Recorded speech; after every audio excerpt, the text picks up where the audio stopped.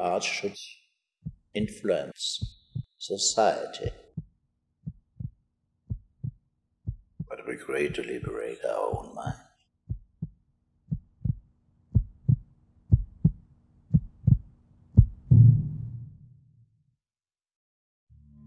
Let's see what we should do with Flipper here.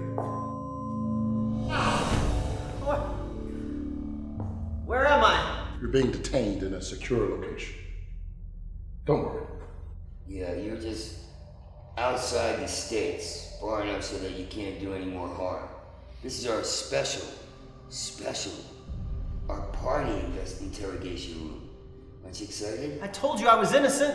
Oh, you told us you were innocent. I want to see my lawyer. Hey, scumbag. You ever think that certain crimes, you can't reach into a lawyer's pocket to get it fixed? A lawyer ain't gonna help you. Just sign the confession. You know what? I'm gonna check on that lawyer. I'll be right back. Maybe he's right.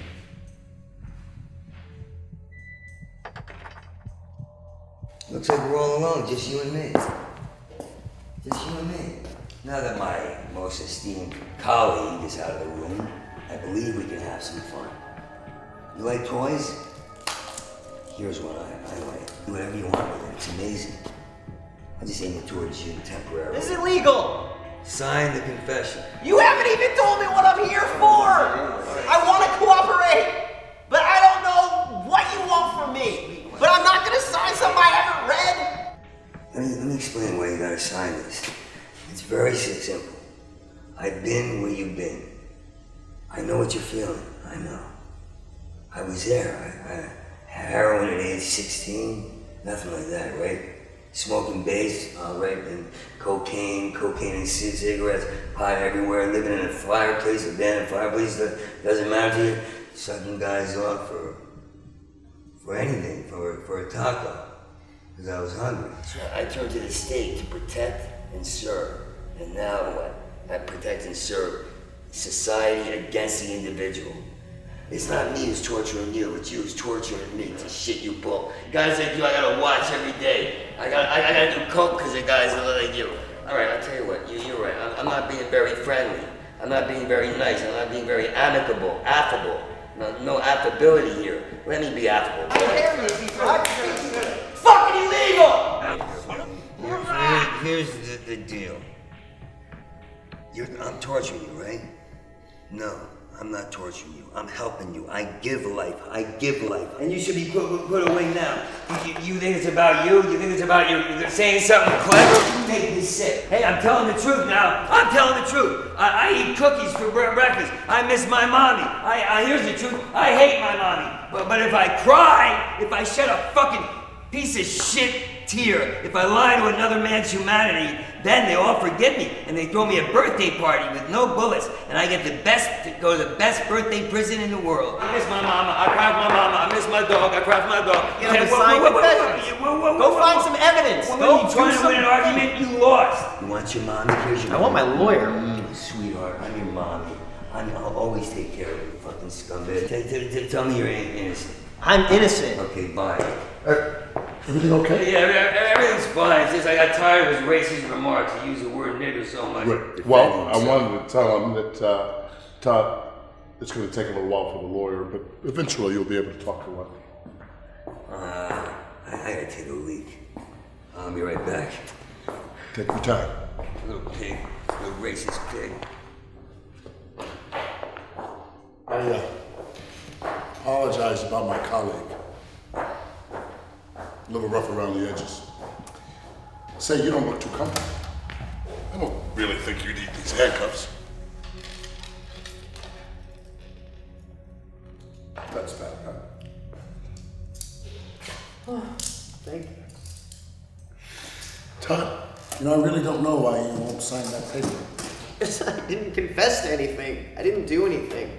There's a reason why you guys aren't letting me read this paper I'm supposed to sign. Because you're making it up. Let's not get into the details.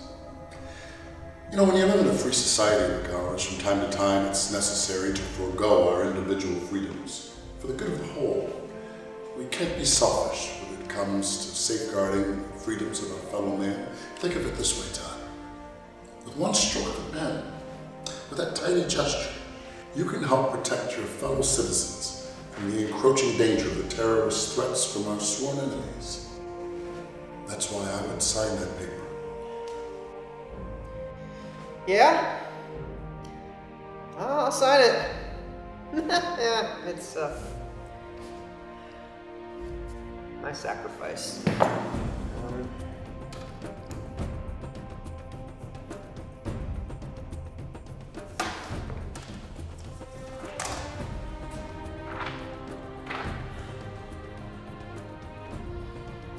You know, we might need a double copy of this. Let me go get Rick, and I'll have him come back here and he can have you sign the other one.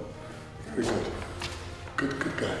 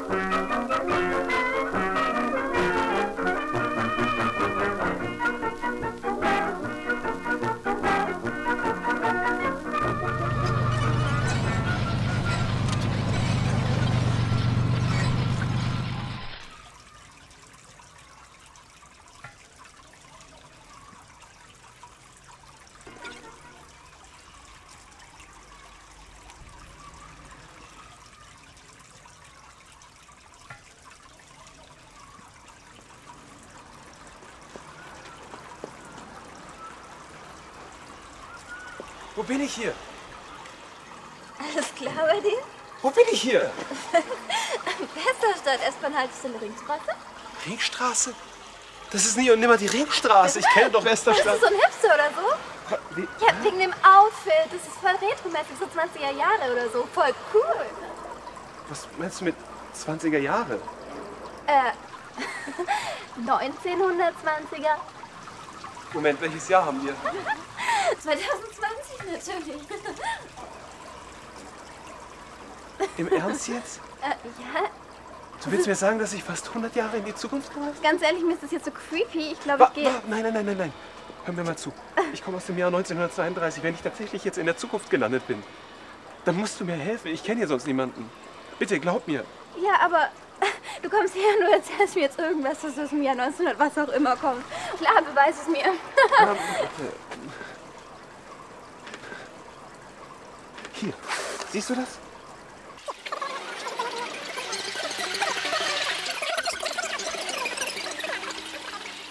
Voll krass. Du kommst echt aus der Vergangenheit, voll lustig.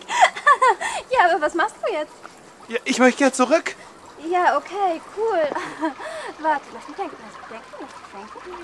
Wir gehen in deine Wohnung. Da ist irgendwas, also mir fällt aber ein, ich habe das mal im Physikunterricht gehört, also ich bin schlecht in Physik, wer ist denn gut in Physik? Voll dumm.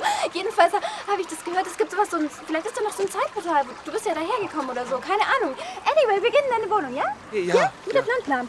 Warte mal, ist das eigentlich alles an dir okay? Bist du nicht kaputt gegangen, ist alles noch heil? Ja, ich denke schon. Ja, voll gut, dann sag mir deine Adresse, ja? Das ist die Hindenburgstraße 27 in der Innenstadt. Ja, die heißt jetzt bestimmt anders. Was soll überhaupt Hindenburg sein?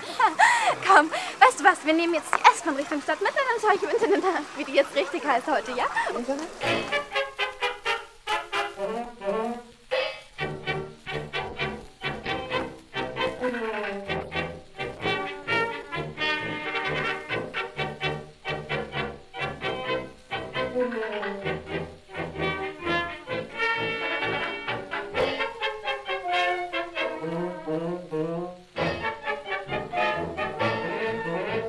Amalie geht mit nem Gummikavalier ins Bad. Amalie geht mit nem Gummikavalier ins Bad. Und sie pustet und sie bläst ihn auf Geschwinde an der Nordsee und den Wannsees wie ne Münde. Amalie geht mit nem Gummikavalier ins Bad.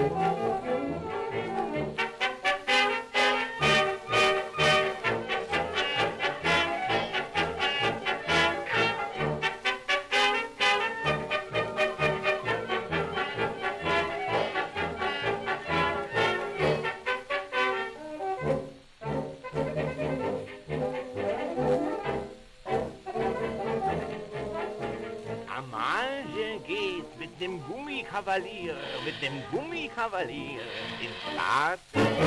Genau das hier, aber das sieht gar nicht nach meinem alten Haus Ja, aus. wurde wohl im Zweiten Weltkrieg zerbombt. Schau mal, hier ist Zweiter auch Weltkrieg? Wir können reingehen. Voll gut. Welches Stockwerk? 4. Stockwerk, aber meinst Ja, du, wir dann können los. Kameradinnen, Kameraden, schaut, was ich gestern auf dem Flohmarkt erworben habe. Eine Schallplatte aus dem Jahr 1936. Ehrlich, was im Jahr 1936? Ja, aus diesem Jahr. Oh, wenn die reden könnte und uns erzählen könnte von der glorreichen Zeit. Kameradin Waltrud, Ja, lege diese Platte auf. zu Befehl. Achtung!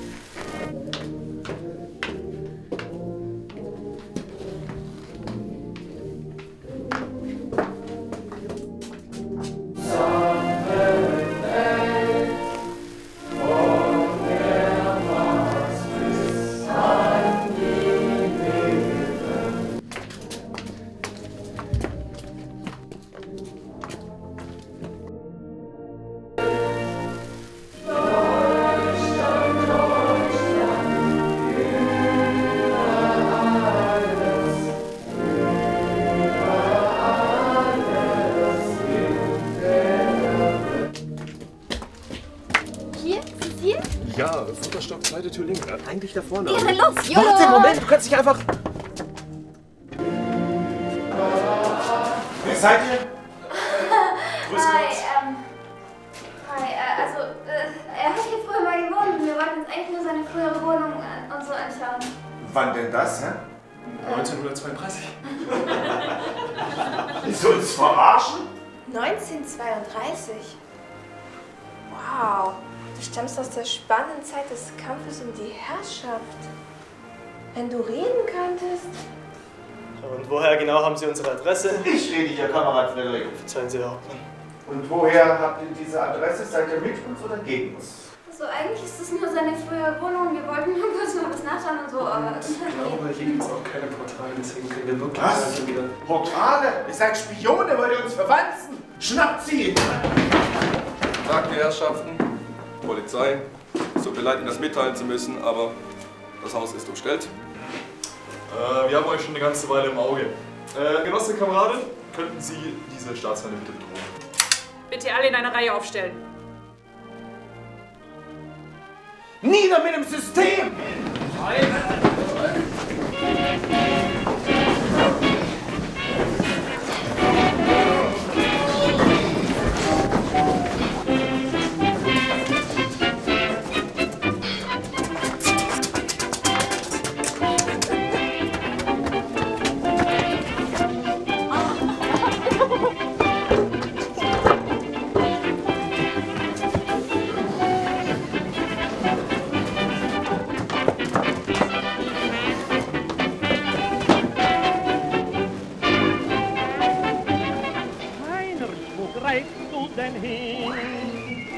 Was sind das für Harmonien? Heinrich, ich bin sehr gespannt. Wo willst du hin mit der Hand? Das ist doch kein Lohengrin. Wo sind die Noten und wo deine Pfoten? Ja, sag mir, was hat das für Sinn? Ach, Heinrich, wo greifst du denn hin? Lutz, hast du einen Flaschenöffner? Ja, habe ich. Danke. Das ist echt ein schönes Buch. Im Westen nichts Neues. Habt ihr schon gelesen? Ach, hör doch mit deiner scheiß Graskifferei auf. Das vernebelt dir nur das Hirn. Ach was. Hey, diese Diskussion hatten wir schon 100-mal. Es geht immer nur um Krieg. Nur um Krieg. Wer seid ihr denn? Voll sorry, dass wir hier jetzt so reinplatzen. Seid ihr Spione? Was? Seid ihr Spione? Nee, wir laufen vor so Polizisten weg. Ich weiß nicht, die verfolgen uns voll creepy. Aha. Aber nicht falsch verstehen, wir sind keine Verbrecher oder so. Alle, die vom Staat verfolgt werden, sind bei uns willkommen, nicht wahr? Ja, richtig. Ihr könnt ruhig so lange bleiben, bis Gras wie die Sache gewachsen ist. Hier, ihr könnt hier schlafen, das ist unser Hauptquartier. Also, wir stellen uns erstmal vor. Das ist Melli, Rudi, Lukas, Lutz, Max, Kevin und ich bin Biene. So wie das Insekt, ist das irgendwie modern? Nee, kommt von Sabine. Warum werdet ihr von der Polizei verfolgt? Irgendwie, sie haben irgendwas von politischen Verbrechen gesagt oder so, aber ich weiß gar nicht, was das ist. Schweine. Was ist das? Wir sollten eine Protestkampagne starten. Ja. Ich meine, wir müssen die Menschen wachrütteln, was für eine Scheiße mit denen passiert. Ja. Wer kümmert sich um das Webdesign? Wir brauchen eine Website. Wir brauchen auch ein Foto von den beiden. Ja, das ist gut. Wir starten eine Online-Petition. Ich bin nicht glaube ich. Nicht fotografieren. Ey, das wird so cool. So können wir den Menschen zeigen, dass Unschuldige wie ihr einfach so verfolgt werdet. Wie nennen wir das Ganze? Ja, dann kannst du das mal setzen. Ich verstehe es immer alles nicht. Guten Tag, Polizei. Herzlichen Glückwunsch zum Mittelpunkt einer Großrazzia. Wie bitte? Genosse Kameradin, bedrohen Sie die Staatsfeinde und seien Sie diesmal ein bisschen überzeugend. Würden Sie sich bitte alle an der Wand aufstellen? Den kenn ich doch. Was ist das für ein Scheiß? Fuck the system! Wollschweine!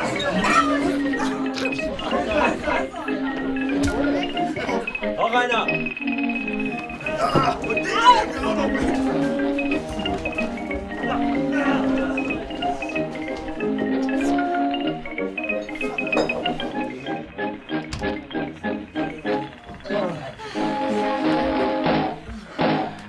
Hallo liebe Lichtwesen, ich begrüße euch herzlich zu meiner DVD Silver Meshy, A World of Peace Volume 1. Ich freue mich, dass du diesen Schritt zu gehen bereit bist. Aber sei dir gewiss, diese DVD ist lediglich der Anfang von etwas ganz, ganz Großem. Du musst noch weitere DVDs kaufen, in denen ich die Sachen lehre.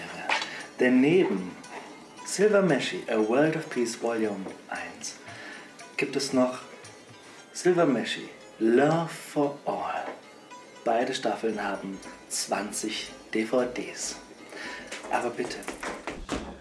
Was zum Teufel macht ihr hier? Wer seid ihr? Ihr versaut uns den Take! Voll sorry, wir laufen laufen vor so Leuten weg und... Raus aus meinem Ashram! Wie soll man Ruhe und Frieden verbreiten, wenn Vollidioten hier durchs Bild laufen? Beruhig dich, wir können es einfach nochmal drehen. Raus! Wenn es keine Umstände machen würde, wir würden furchtbar gern... Schönen guten Tag, Polizeirazzia. Wir suchen hier jemanden. Wir suchen Sie. Sehr schön. Stellen Sie sich doch einfach mal an die Wand, ja? Mir läuft keiner mehr durchs Bild! Auf Sie!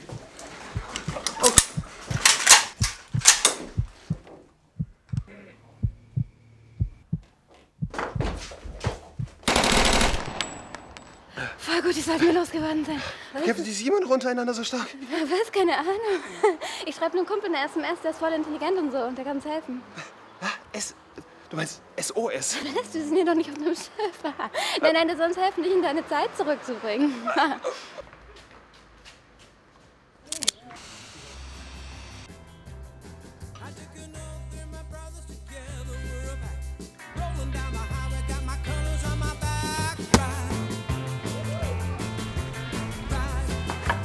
Hey, das ist unser Statement. Die meisten Spießer arbeiten ihr Leben lang in irgendeinem Job, den sie nicht leiden können, um Geld zu sparen, um sich irgendwann sowas zu kaufen. Schau mal, was wir davon halten. Aber voll gut, dass er bei dir wohnen darf und so. Renovierst du noch? Nee, das Gerüst ist weg, das Haus ist wie neu. Ja, aber voll gut. Mein Freund würde voll die Krise kriegen, wenn jetzt so ein Typ bei mir einzieht. Naja, darf ich auch? Ja, nimm. Cool.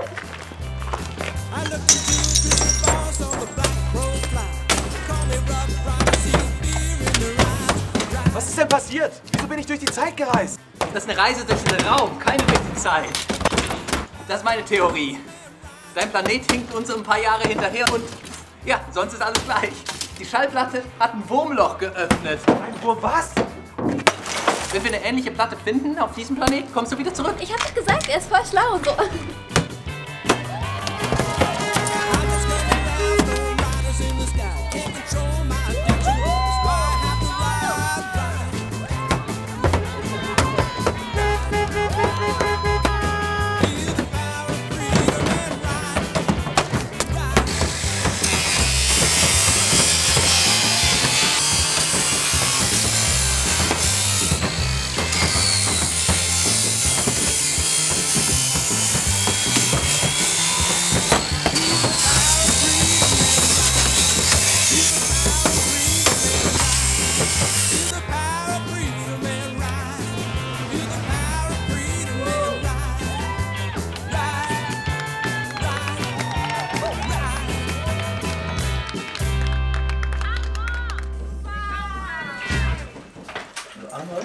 Das hier ist meine Wohnung. Fühle dich ganz wie zu Hause. Ich bin 60er-Jahre-Film-Fan. Ja, okay. Ja, 60er ist für dich wahrscheinlich Zukunft, aber für mich schon alt. Hier ist mein Schlafzimmer, da ist auch der Fernseher, den kannst du auch benutzen, wenn du magst. Fernseher, erkläre ich dir mal anders, ist nicht so wichtig. Und guck mal, hier ist die Toilette, die wirst du sicher benutzen können. Ich meine, ist ziemlich selbsterklärend. Ja, und guck mal, das hier ist das Wohnzimmer, hier wirst du schlafen. Wie kannst du dir das alles leisten? Als was arbeitest du? Ich arbeite gar nichts, ich bin komplett frei. Ich habe reich geerbt, die Wohnung gehört mir. Ich muss nur die Nebenkosten zahlen, ich muss nicht arbeiten. Schau, ich kann tun, was meine Leidenschaft ist. Ich schreibe Musik, schau meine Instrumente, ich schreibe Bücher, ich schreibe Gedichte, ich schreibe, was sich so ergibt. Und ich muss es nicht mal veröffentlichen, weil ich muss ja gar kein Geld damit verdienen. Guck mal, das ist praktisch mein ganzes Lebenswerk hier. Setz dich. Auf dem Sofa kannst du schlafen. Ich habe gehört, das soll sehr bequem sein. Ich habe da selbst noch nicht geschlafen, aber es sollte genug Platz sein. Wenn du eine Frau mitbringst, dann fahre ich einfach auf dem Boden aus. Das müsste passen. Die Wohnung hier ist halt einfach optimal für One-Night-Stands. One-Nights? Was? Affären, bei dir sagt man Affären. Die Wohnung ist perfekt für Affären. Wieso?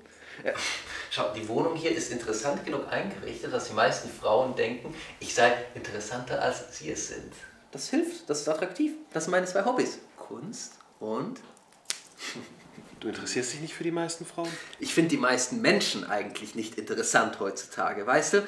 Die meisten Menschen heute denken, oh, ich bin anders, oh, ich bin so open-minded, ich bin so alternativ, ich besauf mich mit meinen Freunden und wir reden so intellektuelle Gespräche. Weißt du, die meisten Leute sind doch eigentlich wirklich nur die gleichen Langeweiler, aus irgendwelchen scheiß Versatzstücken der Gesellschaft zusammengestöpselt, in eine dreckige Form gegossen und dann denken sie, sie sind sowas von anders als alle anderen. Ich mache das, was die anderen in meiner Gruppe machen, weil wir ja anders sind und so viel cleverer als der Rest. Immer das Gleiche, weißt du? Genauso intolerant und verbot wie ihre Eltern, ihre Großeltern, nur diesmal in der Maske hip, weißt du? Und kommen sich dann so individuell vor. Oh, meine Hobbys, ich bin so außergewöhnlich. Ich trinke gerne mal einen Wein und manchmal ein Bier und ein Martini ist auch nett. Und wenn ich mal verrückt bin, alle drei zusammen. Aber nur manchmal, weil ich bin ja in Maßen glücklich. Ich bin in Maßen glücklich, weißt du, in Maßen glücklich. Das sind sie halt. In Maßen glücklich. Ich bin im Internet, ich surfe im Internet. Hey, guck mal, diese lustige Katze, ich bin so glücklich. Oh, guck mal, dieses traurige Kind in Afrika, ich bin so traurig. Alles nur Fake-Emotionen. Wenn du ihnen dann mal echte Freiheit vorlebst, dann werden sie aggressiv, weißt du, dann sagen sie, der Typ ist ein Freak, was ist mit dem los? Also, ich bin ja open-minded, aber, immer dieses Aber, was sie da bringen. Weißt du, die meisten Leute sind uninteressanter Dreck. Interessant. Zu deiner Zeit, wenn eine so einen Scheiß redete, hast du ihr wenigstens eine Klatsche geben können, dann war sie weg und dann konntest du sie bumsen und dann war's das. Weißt du, nicht so ein Scheiß wie heute. Das habe ich nie gemacht. Nicht, dass du jetzt denkst, habe ich noch nie. Ich habe noch nie. Komm, wir sind hier unter uns. Nein, ich würde doch keine Frau schlagen. Wer bin ich denn? Anyway, das kannst du heute eh nicht bringen, eine Frau schlagen. Du musst irgendwelche anderen Methoden benutzen. Was denn für Methoden? Wenn du mit einer sprichst und sie an ihrem pseudo-hippen, pseudo-alternativen Dreck von sich gibt, dann hör einfach zu und lächel, bestätige sie immer wieder, tu so, als sei sie die interessanteste, die du je getroffen hast und dann fass sie auch an. Weißt du, du brauchst nicht irgend so einen Scheiß zuhören und nicht anfassen. Weißt du, Hesitation means masturbation. Kannst du Englisch? Nein, also egal. Auf jeden Fall so leichte Berührungen an den Händen, an den Armen, an den Schultern. Je mehr, desto besser. Immer langsam steigern, wenn sie nichts dagegen sagt, einfach weitermachen, bis du am Ziel bist. Und wenn sie dann irgendwann sagt, was machst du da? Das finde ich jetzt aber nicht in Ordnung. Wir sollen unsere Freundschaft doch nicht gefährden. Ich sehe dich nur als guten Freund. Dann sagt, du, sorry, ich weiß nicht, was gerade über mich kam, aber boah, ich habe das noch nie so gefühlt wie bei dir. Das ist so krass. Du bist anders. Du bist anders. Sag das den Frauen. Du bist anders. Und mach weiter mit dem Anfassen, dann finden sie es gut und du bist am Ziel. Alle wollen hören, dass sie anders sind. Das ist wirklich so einfach. Es klingt so einfach, aber auch so mechanisch und kalt. Mechanisch und kalt werden die Leute durch die scheiß Gesellschaft, durch ihre eigenen Schranken im Kopf. Die meisten Leute unterdrücken ihre Emotionen, um als mechanische Roboter irgendwie in dieser Scheiße zu funktionieren, die sie sich selbst auswählen. Weißt du, oh, ich mache ein Studium, was mich so halbwegs interessiert. Dann mache ich einen Job, der mich eigentlich frustriert, aber ich gebe es nicht zu, weil ich ja meine Gefühle unterdrücke. Und warum mache ich diesen Job eigentlich? Warum? Ich will Geld verdienen, ich will viel Geld verdienen. Warum will ich eigentlich viel Geld verdienen? Um mir mal so ein paar Sachen zu kaufen, um irgendwie zu vergessen, dass ich so ein scheiß Leben habe. Meine Freunde sind meine Kollegen, die keine Ahnung haben, die die gleiche Scheiße reden, die man nur betrunken erträgt. Dann hole ich mir ein Reihenhaus. Weißt du, zu meinem Reihendenken und Reihenleben kommt ein Reihenhaus, eine Reihenfamilie, hol mir einen Partner, mit dem ich nicht offen reden kann, hab vielleicht eine Affäre, wenn ich 40 plus bin, weißt du, hab mein Reihenleben, Reihendenken, Reihengrab, du endest im Reihengrab, bist frustriert und scheiße, die ganze Gesellschaft ist scheiße. Die Leute werden von der Gesellschaft gefickt und programmiert. Dann programmiere und manipuliere ich wenigstens ein bisschen, um ein angenehmes Ziel zu haben. Das steht mir zu. Aber was ist, wenn du die eine kennenlernst, die für dich alles verändert, die die Welt in einen neuen Schleier hüllt? Die eine, weißt du, das ist so ein Minnesang, Leiden des jungen Wärterdreck, oder? Ich erzähl dir mal, was ich so erlebt habe, weil schau, wenn man alle 2 Tage eine andere Frau abschleppt, dann merkt man schon, dass es immer und immer und immer und immer und immer wieder das Gleiche ist. Das klingt echt spannend, ja. Ja, und die Tomaten sind echt billig. Echt? Was hast du sonst in Italien gesehen? Ja, ich war halt auf dem Campingplatz. Aber da war noch so ein Souvenirshop. Der war echt cool. Okay. Du faszinierst mich, du bist echt anders. Gehen wir zu dir? Okay, ja.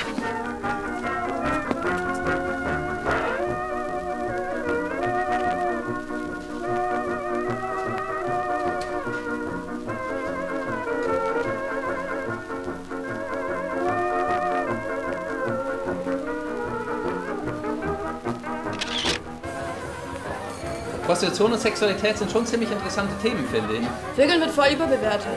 Ja, aber was hast denn du so eigentlich für Hobbys? Was habe ich nicht? Ist doch voll spießig. Ich meine eher so Interessen. Na, keine. Wieso Ja. denn? Aber du bist wirklich anders. Ach ja? Ja, sollen wir zu mir? Ja, wir können uns eine Pizza reinschieben. Okay.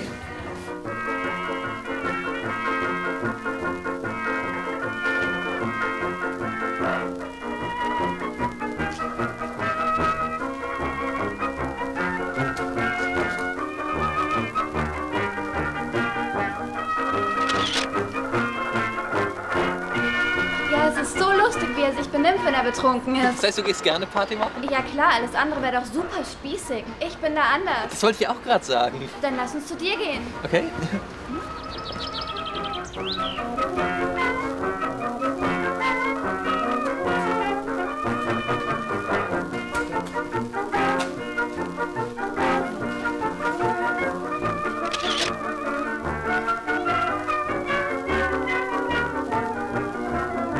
Ja, das Buch kenne ich. Okay, das heißt, du liest gerne?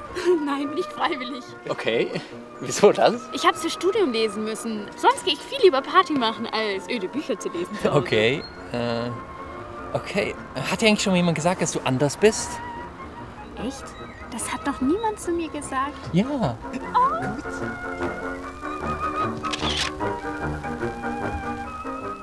Du? Ich muss dir was gestehen. Was denn? Ich habe mich in dich verliebt. Okay. Du, ich muss unbedingt ein Foto von dir machen. Meine Mutter ist bestimmt schon super gespannt, wie mein Verlobter aussieht. Wie? Verlobter?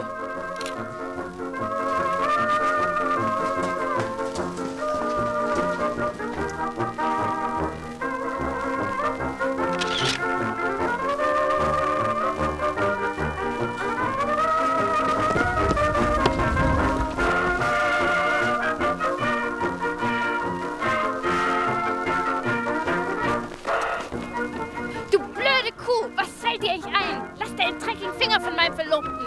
Verlobt? Du warst die ganze Zeit verlobt?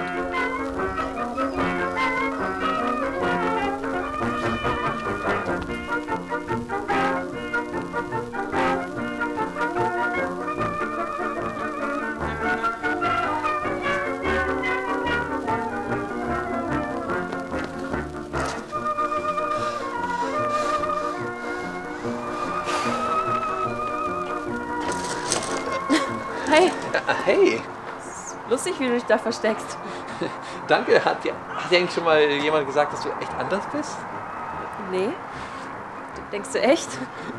Ja, was hast du heute noch so vor? Nicht? Also ein bisschen fernschauen und naja, sonst bin ich frei. Echt? Und du? Ich habe auch nichts vor. Wir können doch zusammen Fernsehen. Okay, ja. Ja, bei mir? Okay. Ja.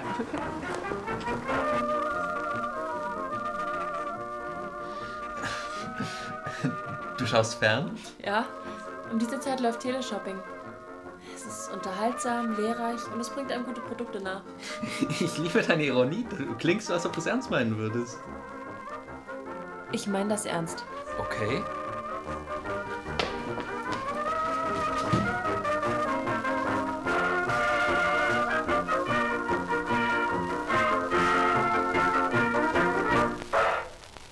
Wahnsinn. Das klingt nach einem aufregenden Leben.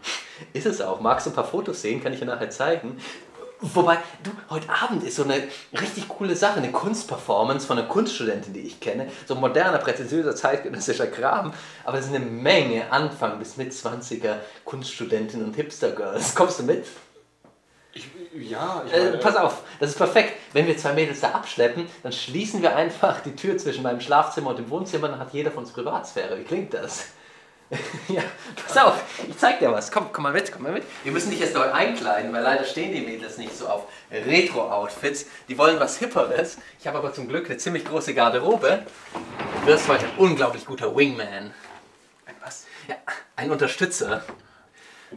Ach, Arnold, komm. Auf einen erfolgreichen Abend. Auf einen erfolgreichen Abend.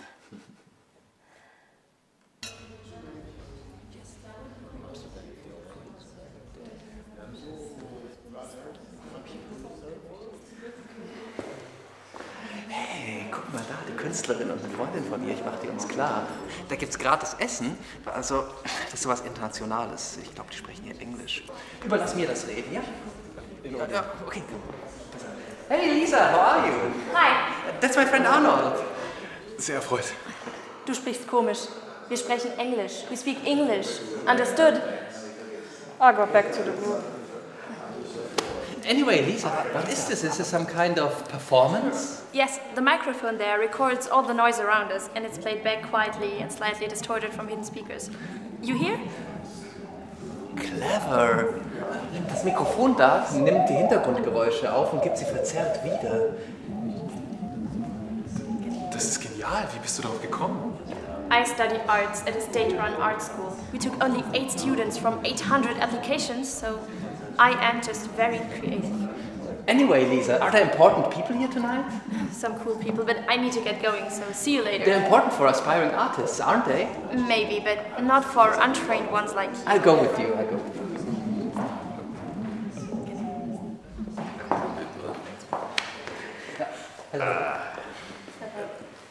Indeed, the installation shows the basic problem of human existence. Transscience of being is transscience of sound. Very well done, Professor Martin. The use of sound is highly subtle. Liza has a great potential, don't you? Thanks, I learned that from you. I think that this transscience should be in this year Art Biennale, don't you?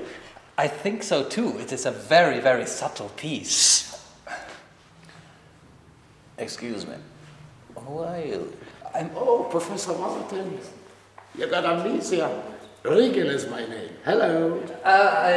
And my name is Alexander Konstantin. I'm an independent artist. Just a wannabe who didn't study it. You can study arts. I mean, it's a way of thinking.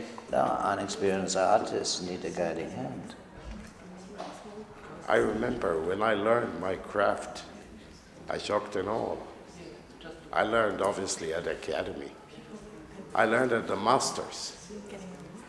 You know, talent means very little if it's not shaped. Well, Lisa here is certainly very special and different.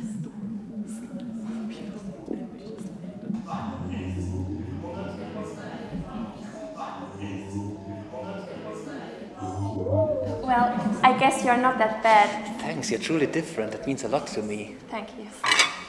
If we will join the Biennale together, we'll have to make a few changes, you know, because we have different commissions, obviously. So it will need a few changes. Don't you think so? Indeed, the work is not really finished. I will need to put some touches. Come, Liza. We do it together. Of course, I'll change all you demand. I wouldn't do that. Shut the fuck up! What do you know about art? Art means compromise. Art means collaboration. Yes, someone presents a work, and we all start somewhere, working on it together. A young artist needs a guiding hand. You're right. I have such hunger for art. I hope the food tastes good. Well, everything in moderation. In art as in life. Ordnung im Leben bringt Ordnung im Geist. I love anarchist ideas. But at the end of the day, I hope the status quo is not bad. I agree. Art should not be influenced by society. Don't you think so, Liza? Yes, I think so too. After a long day of work, people want to rest and enjoy art. But it would be great to liberate our own mind. It works for people's mind only in the evening to recharge for work. That's how society works. We support the art. Freedom is good, but in moderation. Everybody is free to choose the job they want to spend, the time the way they want. To choose between multiple things they don't like, that's freedom? Stupid independent. With these thoughts, you are not an artist. No independence. Freedom is overrated. That's why you're a loser. Look at my friend Arnold over there. He's no loser.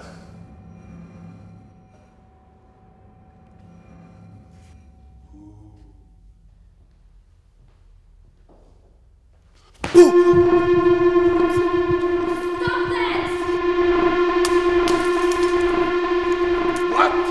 This lady can overmodulate so much? Professor Martin, didn't you check this before? That was Liza's task, not mine. What? Yes. Forget the Biennale. Come back when you learn more. And you, Professor Martin, I doubt at all that you are a good mentor. If the soil is not fertile, the best seed cannot grow. No. You are a dilettante! How do you...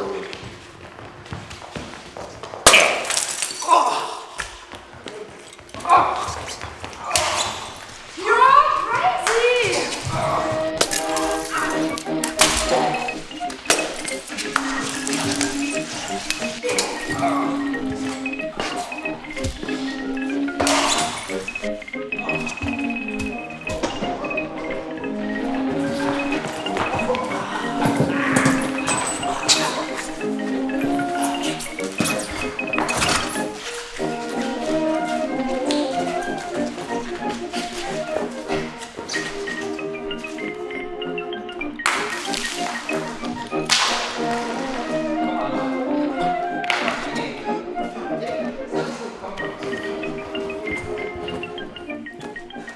Ich hab dir gesagt, dass mein Bruder ist im Spiel.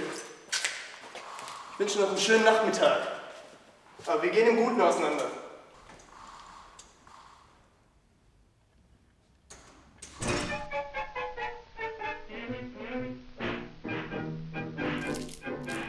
Also die Klasse ist wirklich schwierig zu finden. Die Deutsche Nationalbibliothek hat keine und auch kein Sammler, den ich kenne, hat eine. Ich habe in der Literatur nur eine einzige Eintragung gefunden, in einem Auktionskatalog. Da schau mal, die wurde vor ein paar Monaten für 6.000 € versteigert. Wow. Was steht denn da? Weltrarität, das einzig bekannte Exemplar von diesem Label. Du sag mal, wie bist du denn damals da dran gekommen? Die habe ich in meinem Plattenladen gefunden, das war die letzte. Interessant, weil es weiß niemand, wer hinter diesem Label steckt. Vielleicht ein Einzelstück. Kannst du nicht irgendwie rausfinden, wer der Käufer war? Das wird schwierig.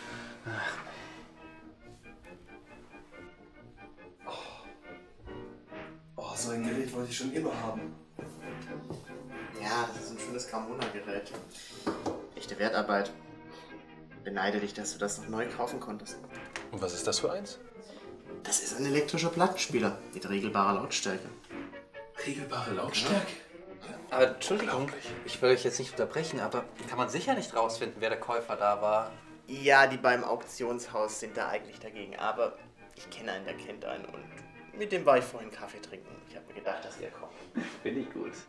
Und was ist das hier? Das ist eine Radio-Fernseh-Kombination von 1956, ein besonderes Schmuckstück. Und was macht das? Sag mal, hast du das Fernsehen nicht gezeigt? Warum sollte ich? Da läuft doch nur Schrott. Meiner ist fast immer aus. Na, dann pass mal auf. Die Röhren müssen sich erst erwärmen. Jung, Da, schau sogar. sympathisch, Aktuelles dynamisch. Programm. Eine politische Unser Diskussion. neuer Kanzler Hans Schmidt wird uns nun eine Regierungserklärung abgeben. Nachdem er jetzt schon 2 Wochen im Amt ist, sind wir darauf auch schon unglaublich gespannt. Liebe Nicht Freunde, der Kerl liebe schon wieder. Freunde, ich freue mich sehr, dass ihr mich mit einer überwältigenden Mehrheit zu eurem neuen Kanzler gewählt habt. Ich freue mich auf spannende und vor allem auf viele Amtsperioden mit euch. Das ist das Ende der negativen Zeit. Die Menschen brauchen Glück. Das ist es doch, was die Gesellschaft zusammenhält. Und aus diesem Grund haben wir auch keinen Platz mehr für negative Elemente. So ist es doch, liebe Freunde.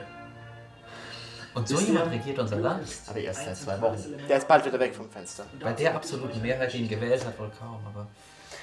Aber anyway, wer hat jetzt die Platte gekauft? Was ist raus? Das ist nämlich interessant.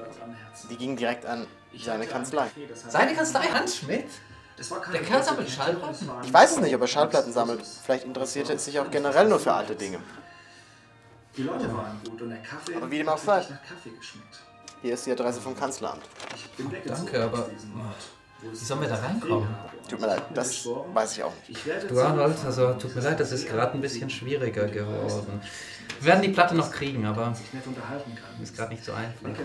Halte mich auf jeden Fall auf dem Laufenden. Und bevor ich es vergesse, hier, dein Ausweis. Hey, der sieht gar nicht schlecht aus, ziemlich echt. Tja, ich kenne ein paar echte Künstler. Danke schon mal für alles. Ich bringe euch noch zur Tür. Nächste Woche Besuch. Ist die Welt nicht ein schöner Ort? Wenn alle glücklich sind, so wie wir sie wollen. Wenn keiner aus der Reihe tanzt.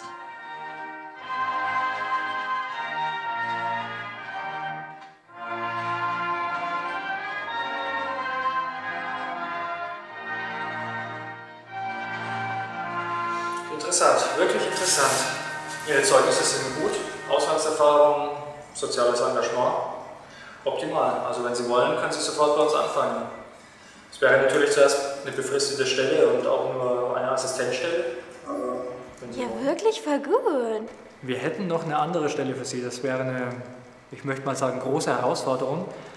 Aber ich bin da ganz zuversichtlich. Wir suchen im Moment nämlich eine Kuratorin für die Wechselausstellung der staatlichen Kupferstichgalerie. Das wäre Vollzeit, unbefristet und Gehaltsstufe 3. Normalerweise bräuchten Sie mindestens 10 Jahre Erfahrung in der Museumsbranche, aber so wie ich das sehe, ist das alles ausgezeichnet, vielversprechend. Ja, wirklich echt voll cool. Sie könnten am Montag gleich anfangen. Wir bräuchten nur noch eine Information von Ihnen. Ich habe hier gelesen, Sie haben viele Bekannte in der freien Künstlerszene. Sie wissen sicher, dass die Regierung im Moment sehr besorgt ist um das seelische Wohl der Bürger. Wir haben jetzt auch gehört, dass einige freie Künstler sich kritisch gegenüber der Regierung geäußert haben. Wir haben auch schon versucht, Kontakte zu den Künstlern aufzunehmen, aber wir haben die falschen Kontakte. Wir haben auch zu wenige Kontakte, die Regierung ist einfach noch zu neu. Aber genau hier kommen Sie ins Spiel. Schreiben Sie uns doch einfach vielleicht ein paar Namen auf von Ihren Bekannten, schreiben Sie die Namen auf, die Kontaktdaten, schreiben Sie die politische Ausrichtung, nennen Sie uns einfach ein paar subversive Künstler, die Ihnen gerade einfallen. Was bedeutet denn subversiv? Ja, kritisch gegenüber der Regierung, kritisch gegenüber unseren Bemühungen, die Gesellschaft harmonischer zu gestalten. Ach so, und was machen Sie da mit denen? Also ich meine... Mit ihnen in Kontakt treten, diskutieren. Wir versuchen sie aber vor allem zu schützen. Das sind provokante Künstler. Und diese Künstler erzeugen ja häufig nicht nur Provokation bei der Kunstgemeinde, sondern auch bei der ganz normalen Bevölkerung. Und ja, diese Bevölkerung ist normalerweise sehr aufgewühlt durch diese Art von Kunst. Sie erzeugen Hass, Neid, Missgunst, viele schlechte Gefühle. Und ich denke, dafür müssen wir sie natürlich schützen. Ja, helfen, Charity und so, das ist gut. Ich schreibe mal. Ja, legen Sie los. Die Stelle haben wir gut besetzt mit Ihnen.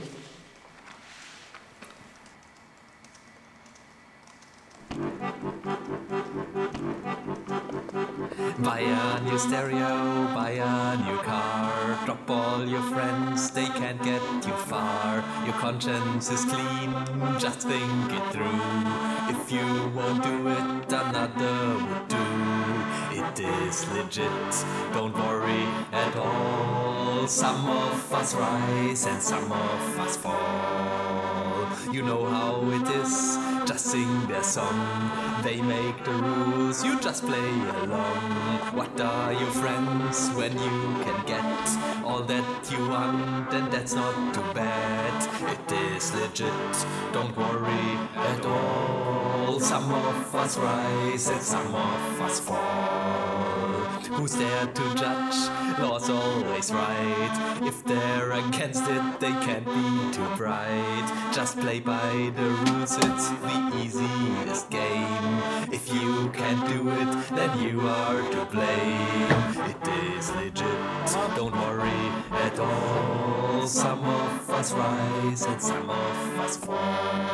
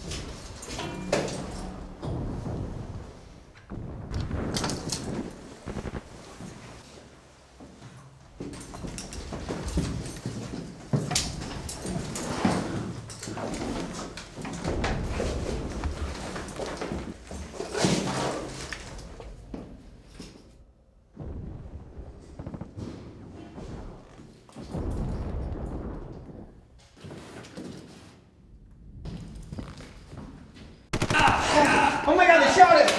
Yeah! Motherfucker!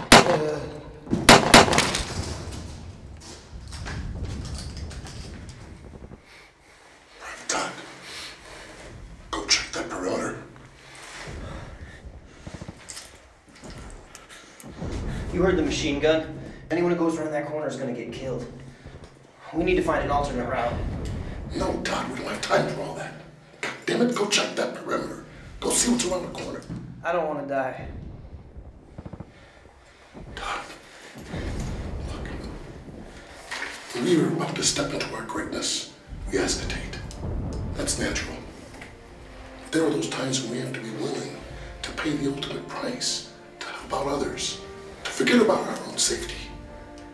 The most noble intention that a man can have is to be willing for a just cause to pay the ultimate price, his own life. Now, by going around that corner, you will teach generations to come behind you and prove that those generations of brave men that came before you were right to do what they did. Now, if you go around that corner, you will be a hero for eternity to generations to come. You will win the hearts and minds of all the people. Okay, I'll do it.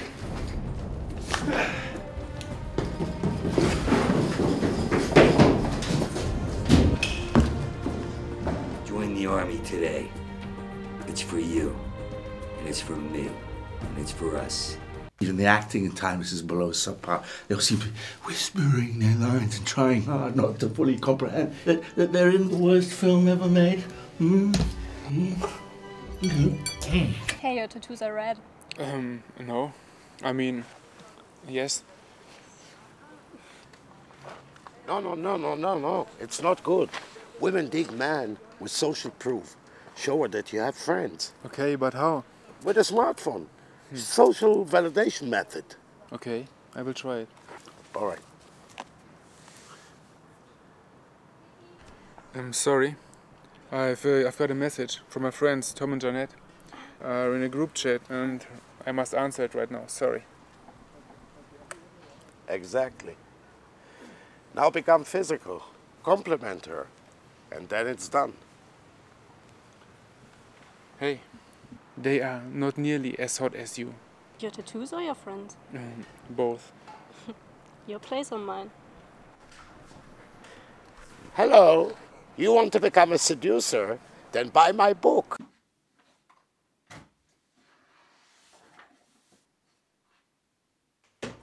Ach, Arnold, guck mal, was heute in der Paketpost kam.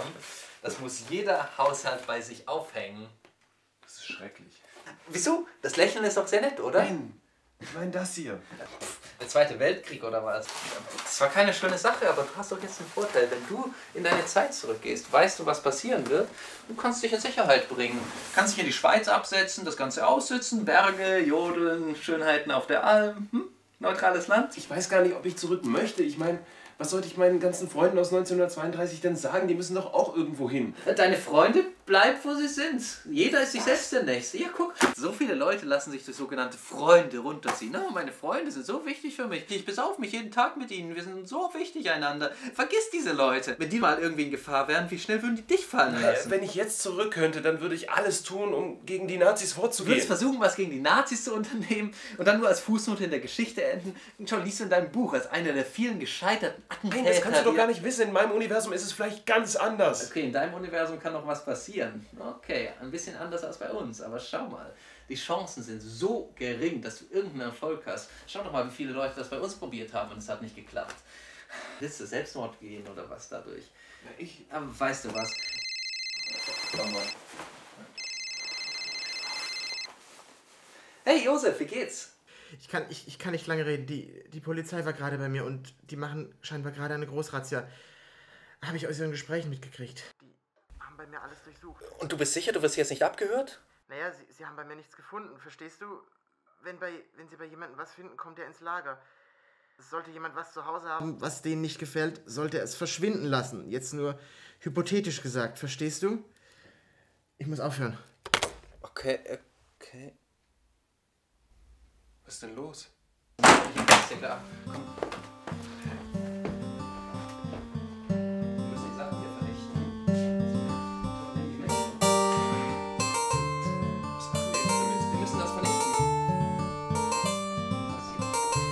Und wir geben das da rein.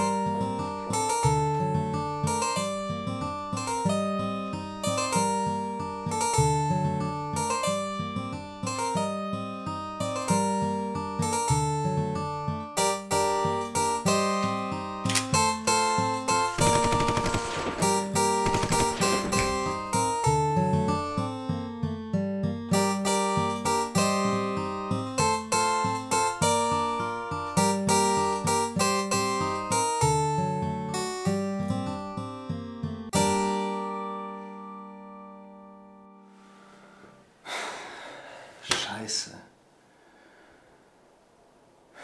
Glück, dass ein Ausweis die getäuscht hat. Sonst hätten wir uns gleich mitgenommen. Sind wir denn jetzt überhaupt sicher?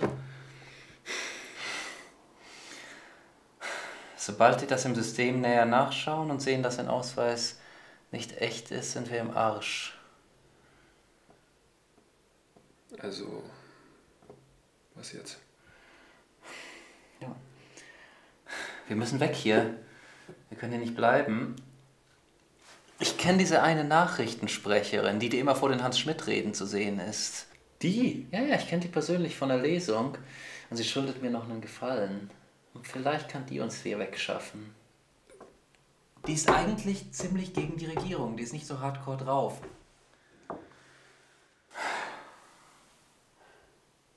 Scheiße. Art should influence society. Natürlich, ihr könnt bei meiner Freundin Gudrun bleiben. Die Regierung ist uns beiden zuwider. Und mit der Einstellung bist du das Gesicht von denen. Ich verdiene mit dem Job eine Menge. Und dir als Schriftsteller sollte das doch gefallen. Der Staat unterstützt durch mich seinen eigenen Niedergang. Diese Poesie. Nur leider bin ich kein Schriftsteller mehr. Ich habe all die Jahre diesen Scheiß geschrieben. Das habe ich vielleicht eine Handvoll Leute gelesen. Ich wollte was ändern. Es hat nichts geändert. Es ändert nichts. Kunst ändert nichts. Kunst ist Scheiße. Zeitverschwendung. Dann benutzt deine Kreativität doch für den Widerstand.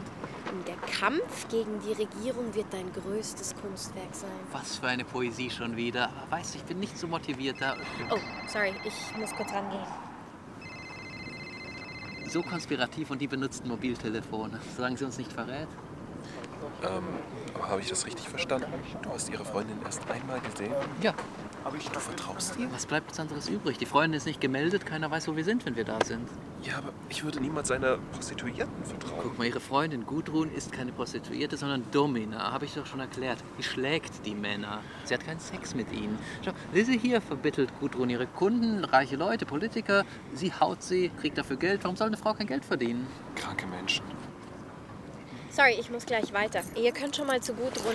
Hier ist der Schlüssel. Danke. Sie weiß Bescheid. Keine Angst, sie bringt nie Kunden mit nach Hause. Ihr findet alles, was ihr braucht.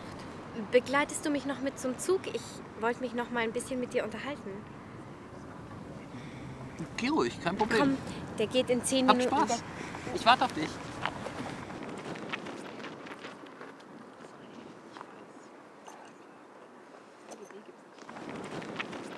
Du bist wirklich interessant, weißt du das? Danke. Die ganze Zeitreise-Story macht sich gut. Ja, die ist aber Wir auch... verpassen den Zug, komm.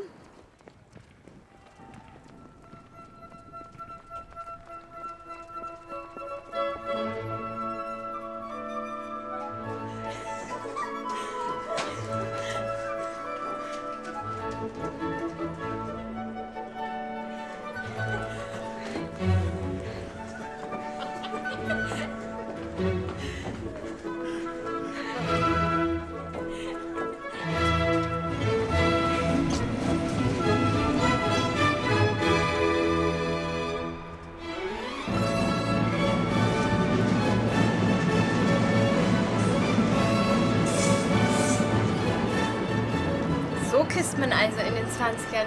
Sehr brav.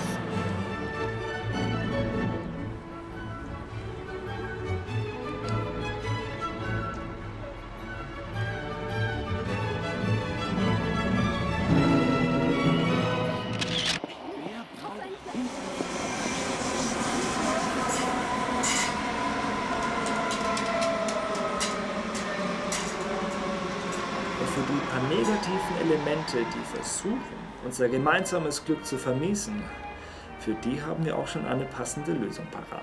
Wir haben diese Woche die Glückscamps in Betrieb genommen. Dort wird allen, die gegen unsere glückliche Gesellschaft sind, das ideale Zusammenleben nähergebracht. So schaffen wir es, dass jeder sich uns anschließt und wir gemeinsam ein Land voller Liebe werden.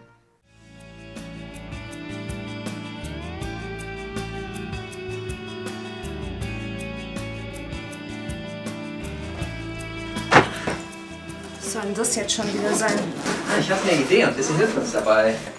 Schau mal, die hat mein Großvater noch auf dem Dachboden liegen gehabt.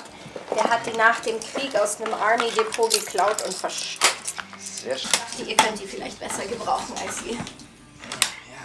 Imperialistenknaben? Ja, ich habe mir gedacht, wenn die Polizei uns hier jetzt findet, laufen wir nicht weg, sondern wir kämpfen. Das ist wie ein Penis-Äquivalent. Das ist Thompson, meine Lieblingsmaschinenpistole. Das ist modernste Hightech aus den 20ern. Wenn das Magazin leer ist, geht der Verschluss nicht vor, wenn man drückt.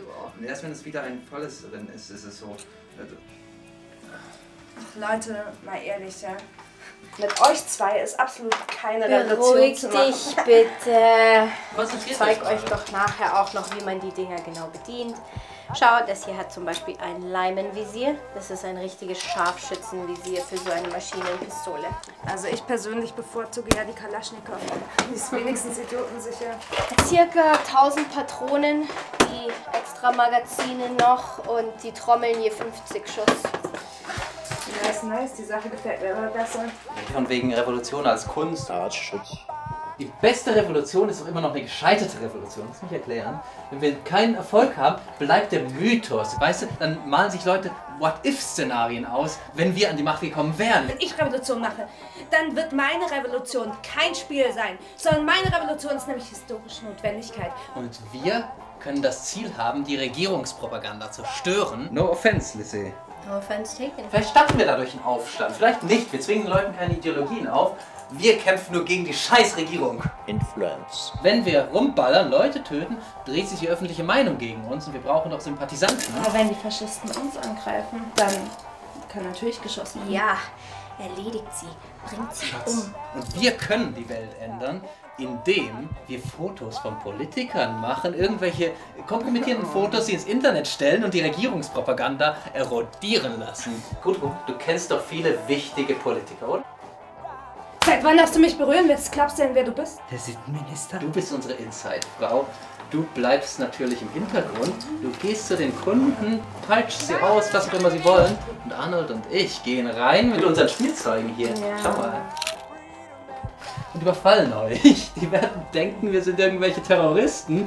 Du hängst mit denen nicht zusammen. Sie schämen sich, von dir zu erzählen. Es wird nicht bekannt, dass du das verbindende Element bist. Und wir machen natürlich solche Fotos, auf denen du nicht ganz genau erkennbar bist. Das klappt alles. Guter Plan? Society. Bist du mit dabei? Wenn ich jetzt nochmal ins Jahr 1932 zurückreisen würde, was würde mich da erwarten? Ich würde den Zweiten Weltkrieg miterleben, vielleicht auch nicht überleben. Das würde mir nichts bringen. Ich bleib lieber hier und kämpfe für eine gute Sache. Ohne Tote. Und ich bleib einfach weiter bei den Nachrichten und vermittle ihr immer wichtigere Kunden. Ich habe mich schon erkundigt, ich habe einen Freund, der ist Informatiker. Der wird uns die Bilder hochladen, ohne dass jetzt nachvollziehbar ist, von wem es stammt. Kostet 15.000 €. Wow, das ist eine ganz schöne Stange Geld, ne? Ich habe Connections, die machen uns das komplett umsonst. Ich könnte mich drum kümmern, wenn du willst. Vielleicht, aber auf eine andere Art könnte es auch sehr viel lustiger sein. Ich glaube, ich weiß, was du meinst.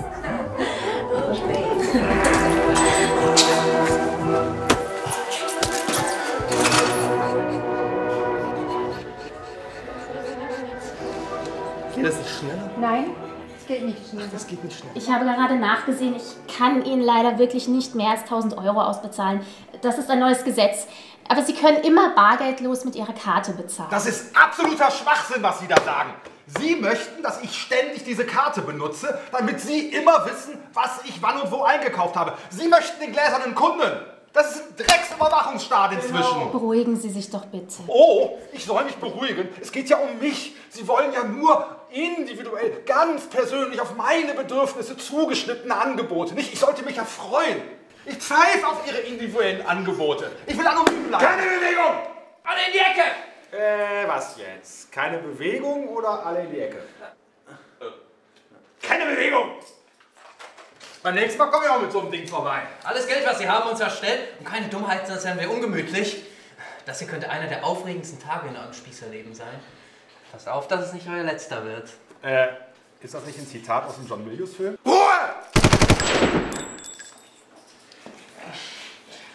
Gut erkannt. Alles Geld, das Sie haben, in den Beutel und 4.000 € extra für den Tag.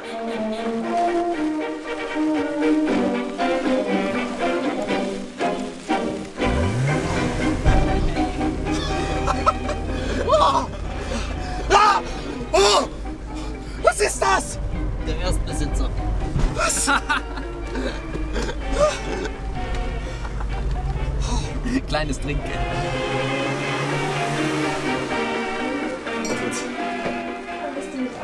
Ah, nee, ich trinke keinen Alkohol. Ja eigentlich auch ein bisschen Spaß machen, ne? Alkohol macht mir keinen Spaß. Was ist eigentlich mit der Reichsmark passiert? Du Kapitalistenschweine! Nach Hause bringen. Wie siehst du jetzt aus? Sagen wir noch lange nicht auf Wiedersehen. Keine Bewegung! Bleiben wir noch stundenlang am Haustor stehen. Ach, wie schön, wenn ich die blonde Inge abends nach Hause bringe. Dann ist es für uns beide ein Genuss. Dann kommt ein langer, dann kommt ein langer, dann kommt ein langer Abschied. Hanging from the ceiling with handcuffs, being whipped by a morally questionable woman seems to be Germany's new idea of politics. Das ist, was du willst. Du hast gesagt, dass du das willst. Mach dich mal frei. Also du musst dich ja nicht unbedingt hier frei machen, sonst ist mit dir einfach kein Raum. Da, friss! Friss! Richtig rein, komm, friss und jetzt bei Fuß, komm mit. There are rumors that the country is getting less democratic by the hour. Keine Bewegung! Nicht die Reichsmark. Vielleicht haben Sie nun auch schon diese schrecklichen Bilder gesehen, die unsere Politiker in einem schlimmen Licht zeigen. Allerdings ist ganz klar, dass dies üble Fälschungen des feindlichen Auslands sind. Es hat sich in einer Studie gezeigt, dass schon 40% unserer Kinder und Jugendlichen diese Bilder zu Augen bekommen haben.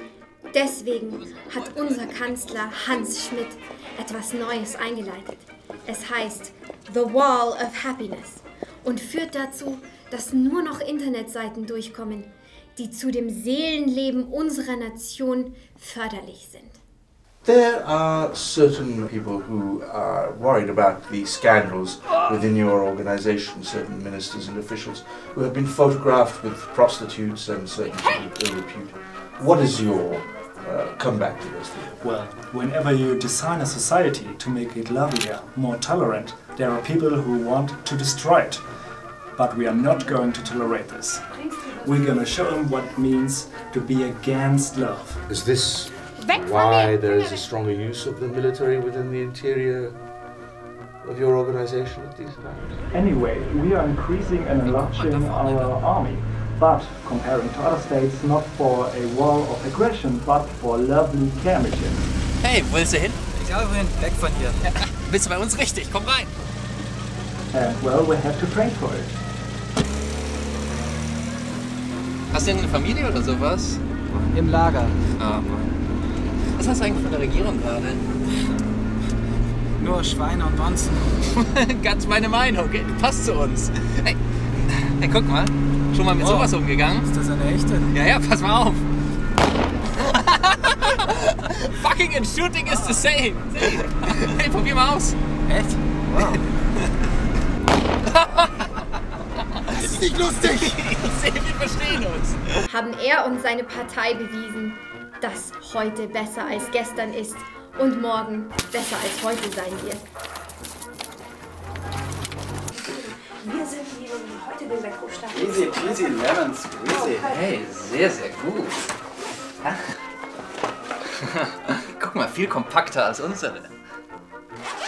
Da sitzt wohl jemand sehr sicher auf seinem fetten Wohlstandsarsch und macht sich nicht die geringsten Sorgen. Ja, diese privaten Sicherheitsunternehmen hatten gerade Mittagspause. Sehr gut gemacht, du bist jetzt einer von uns. Das nennst du also Kunst? Das ist doch lauter Mainstream-Kacke. Dafür schluckst du gleich noch Meerwasser. Schluck! Schluck! Das ist ein Überfall. Runter mit der Maske. There have been some interesting rumors once again about the type of weaponry which has not ever been seen before. Would you care to discuss or... I don't want to... Some people are rather concerned about this secrecy within your organization. What do you say to those critics? Well, secrets are normal among lovers who want to fulfill the message of love. Hey, alles Gute, Mann! Ah! Alles Gute zum Geburtstag! Ah, danke! Birthday. Ja, für dich von meinem Großvater hat er aus der DDR mitgebracht. Wow! Das ist eine sowjetische aus den 50ern. Hey, danke. Das habe ich mir schon immer gewünscht. Ihr seid alle so toll.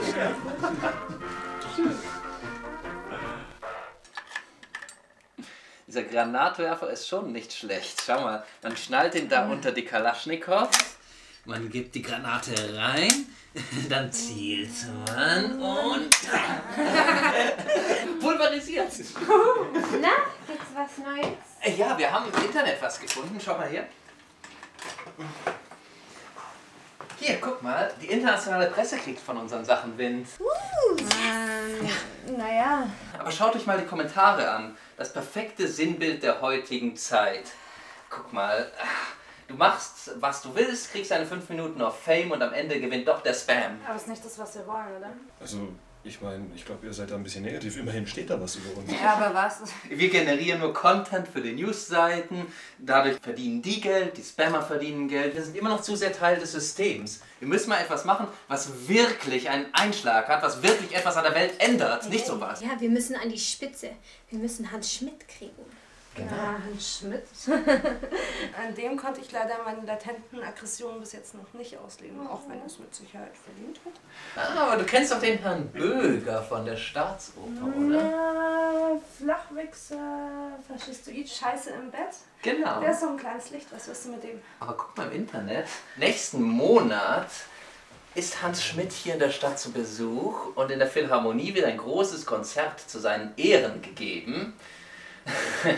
Und Böger sucht dort ein junges Streichquartett, das davor die Nationalhymne spielt. Ja, du meinst die Faschistenhymne und dann am besten noch das Horst-Wessel-Lied davor, so wie früher, oder was?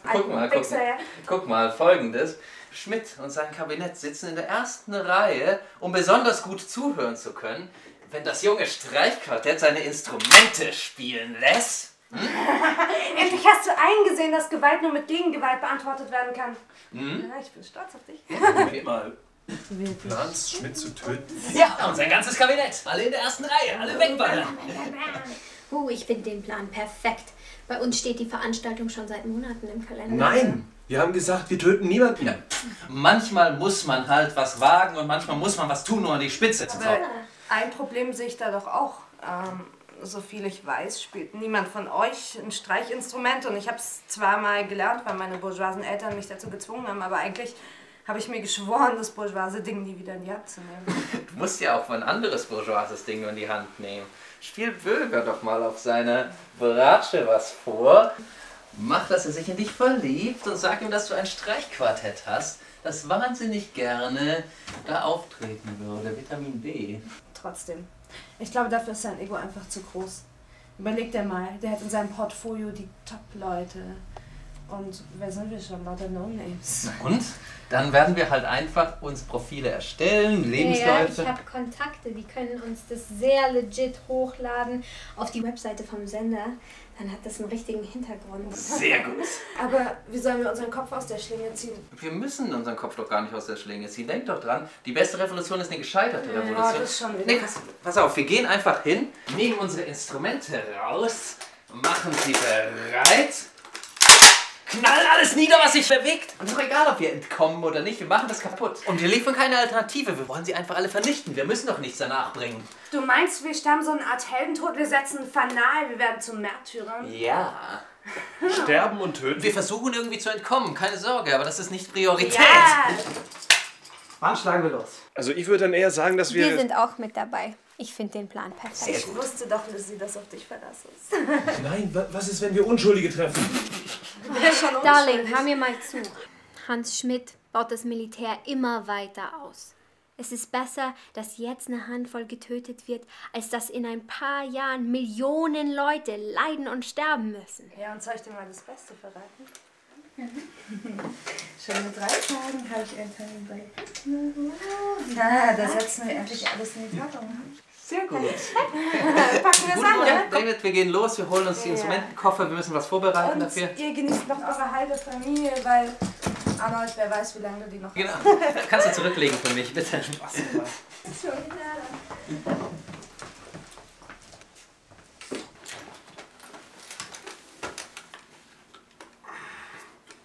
Ich will dich nicht verlieren. Du verlierst mich doch nicht. Du wirst nach dieser Aktion für immer bekannt sein. Du musst dir nur Mühe geben zu entkommen und meine Vorgesetzten helfen dir dabei. Die Leute vom Sender können sowas? Nein. Darf ich dir ein Geheimnis erzählen? Etwas, was du auch niemandem weiter verrätst. Ja, klar. Ich arbeite für die CIA. Den amerikanischen Geheimdienst. Undercover. Wir sind hier schon länger an einem Government Change dran, aber es muss von innen kommen, nach echter Revolution aussehen und ihr seid die Ersten, in die wir Hoffnung haben. Allerdings sind Gudrun, Konstantin und dieser David nur Troublemakers. Die CIA wird sie nach dem Konzert erledigen und dich mitnehmen. Ja, du bist nützlich. Was sagst du, möchtest du der nächste Kanzler sein? Überleg mal, was du an der Macht alles Gutes tun könntest. Du bist halt der perfekte Kandidat, ein Blank Face, keine History und wir können dir einen richtig positiven Lebenslauf verpassen.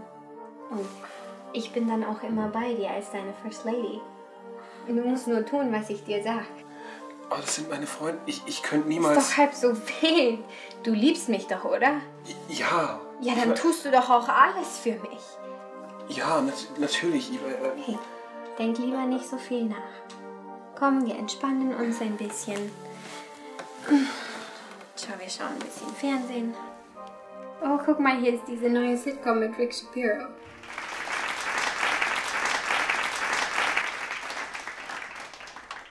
Honey, please! Come on! I didn't mean it! You are a sexy little squirrel. Baby, come down, please. We gotta rock this party tonight. We're gonna be late. I didn't mean it, baby. Hello? Who are you? Oh. Hello? Oh. Hi. I'm your new neighbor. Oh. These are for you. Pleased to meet you. Wow. Thanks. Jeez, this is amazing. Would you want to come in for a drink? Would you like a drink? I would, yeah. All right, yeah, come on in. Have a seat. Okay.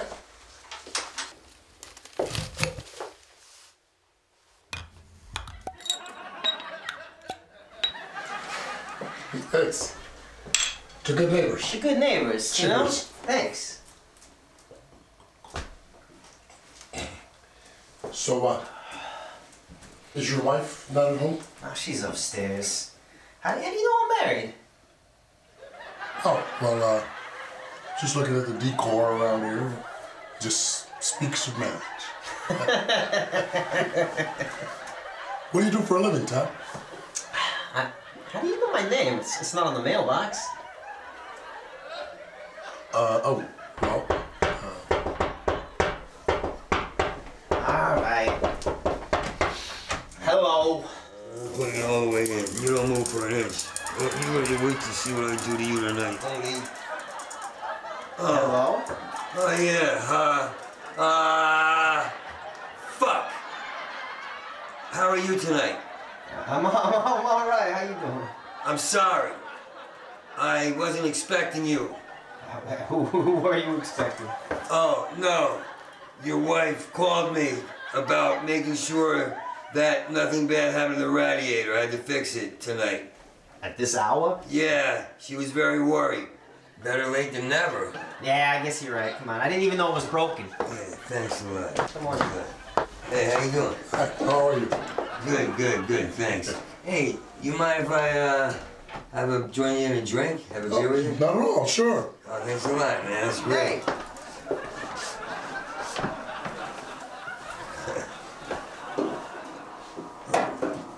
What the hell is that? Oh, that's nothing you need to be concerned about. Just repairman stuff, you know? Say, Todd, you don't mind grabbing another drink for you? No. No, you said you came here to work on the radiator, so, you know, go get working. Hey, what's your rush? There's no hurry. Besides, I made an appointment with your wife. I'll wait here, and I'm sure she'll show up. My wife's upstairs. She's getting ready, so why don't you deal with me? Oh, okay. So then I'll just go fix the radiator upstairs. No, my wife is upstairs. Yeah, I know, and I'll fix her. She's naked. Yeah, baby, I don't think she's gonna mind. She probably knows. No, hey, that's my wife. Don't you talk about her like that. Everybody's everybody's wife, and everybody's everybody's husband. There's no difference. Everything floats around in and out of each other. I probably met you when I was inside you. I've been inside your wife. Who the hell knows? How dare you talk about my wife like that? The cosmos. Hey, Says, how dare you? Get out of here. Say, you must be Little Ricky. The Little Ricky. I've heard about you. Oh, you're the new guy. Yeah, this is my first time here. It's nice to meet you. Nice to meet you too, man. It was a pleasure, man. You're the big star tonight. It's a big event. Yeah, we're gonna have some fun, man. What are you guys talking about?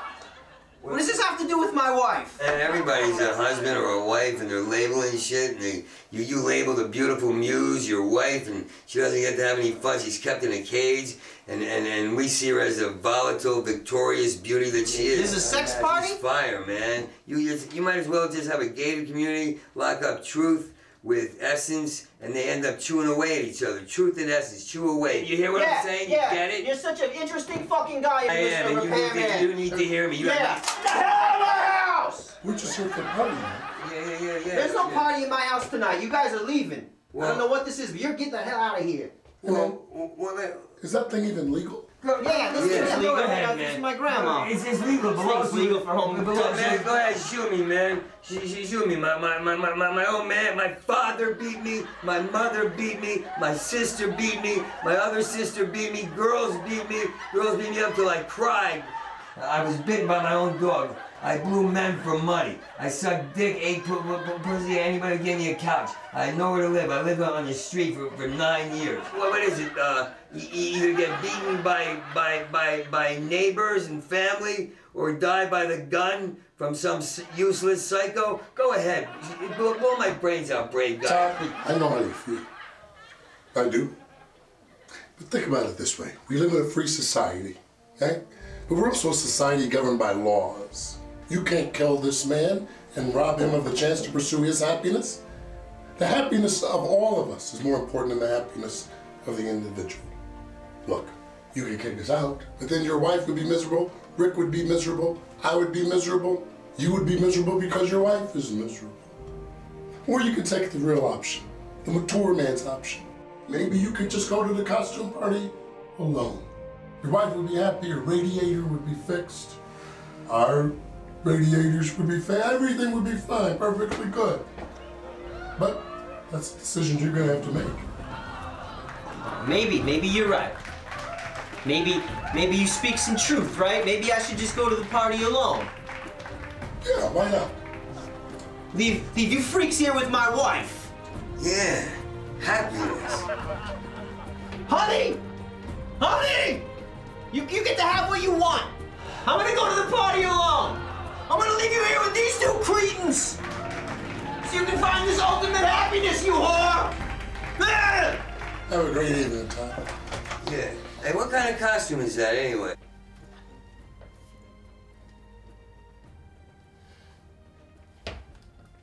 The squirrel. The squirrel. It's perfect. Yeah, it's all right.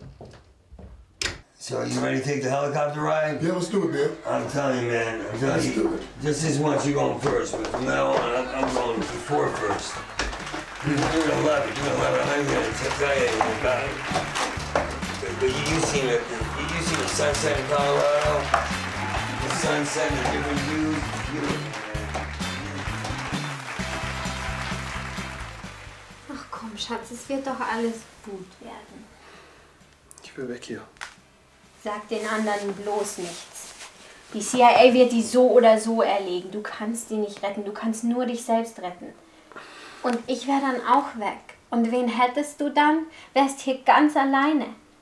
Wir müssen zusammenhalten und gemeinsam an die Spitze. Ach, damn, ich habe gleich beim Intendanten einen Termin.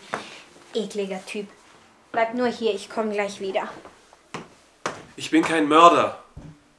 Darling, die anderen würden dich auch ohne eine Sekunde nachzudenken sofort im Stich lassen. Freundschaft, so wie du sie kennst, existiert nicht mehr. Und keine Fluchtversuche. Und bloß kein Wort zu den anderen, sonst... I love you, darling.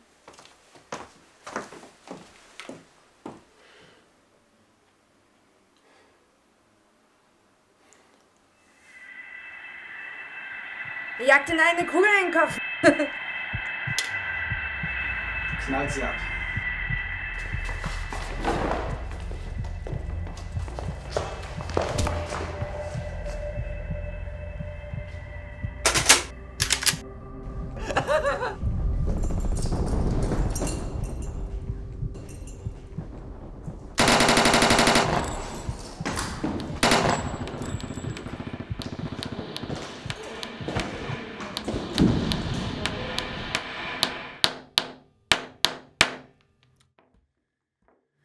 The court is now about to hear a case of consequence severe. The accused is alleged to have contrived to shoot some folks and take their lives. Do you have a statement, sir? Would you rather now defer your statement to the point in time when you are sentenced for your crime? I didn't do anything. The other people all planned it. It seems the attorney for the state has made the choice to litigate. I must now adjudicate and then inform you of your fate. Attorney for the state, your turn. With vim and vigor, no doubt you'll spurn Mr. Arnold's thin defense, which to no one here makes sense. Thank you, Your Honor. I appreciate it. You're a good guy. We got to get rid of the hoodlums. And it's inevitable that a child will grow up to be a hoodlum. And you don't want hoodlums. You don't want hoodlums. That's the thought you must carry around like a mantra. I do not want hoodlums. Education system sucks, so these kids have no chance. They will be hoodlums. So put them in the hoodlum playground, jail, and they're out of the way, and old ladies and old men can walk safely across the street, and guys heading to their jobs can get to their jobs, and women can get to their lives, and there will be no murder, rape, and thievery anymore. So you do it right now, it's done right now. Put him in jail. To the witness stand, Constantine. Thank you. Wait! He's the one who tried to kill everybody! Your Honor, he is to blame. He's simply insane. He got all that stuff and can't get enough. He can't sing along society's song. He wants to stand out, can't blend in the crowd, so I have to shout, today it's enough. I have to be tough. I like him, but say just lock him away. Your statements, lad, are quite concise. A man of virtue, not of vice. Will defense now produce a dame who can counter his strong claim? We have a girl who will attend. Mr. Arnold's ex-girlfriend. She's a suspect in a separate case, but I'm sure she will gladly take his place. Oh, come on. I don't know him. No, dear sir. I'm innocent. Let me transfer these pictures to the prosecution. They will clear up some confusion. Oh, no. Great speech. Great speech of greatness. She's innocent. It's clear. All charges dropped. Never convict the innocent. Now it's time to deal with the guilty. Excellent. Excellent. To this next witness we grant priority, insofar as he's an authority, a doctor of psychology, who can tell us of Arnold's lying spree. This lying is the major trait that makes us doubt your mental state. Let's hear what Dr. Meyer says. He always speaks with such finesse. Yeah.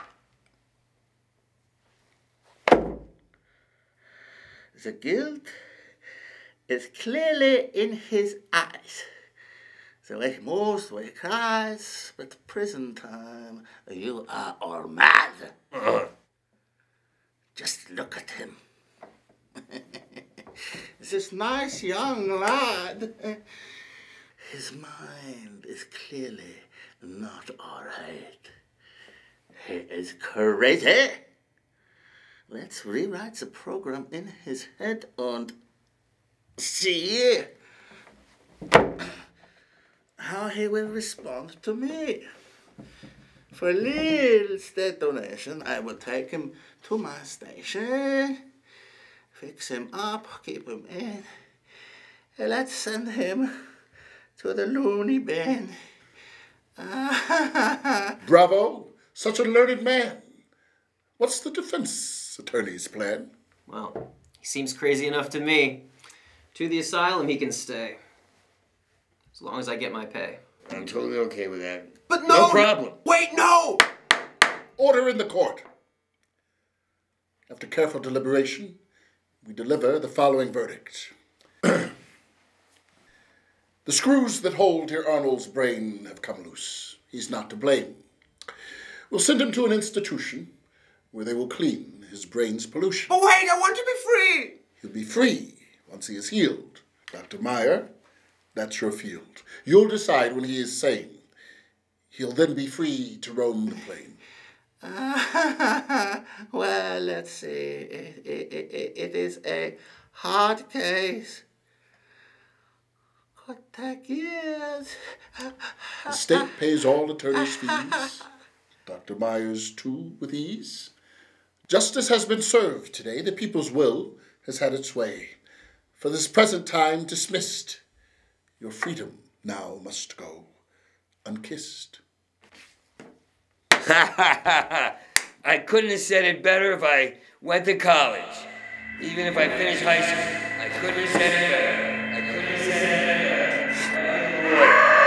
Because I went to finishing school, I've always been dismissed. I've been the one who's been dismissed. Now your freedom's dismissed. Go to hell to jail. Go to hell. Go to hell. Everything I ever had was dismissed. Dismissed. Dismissed.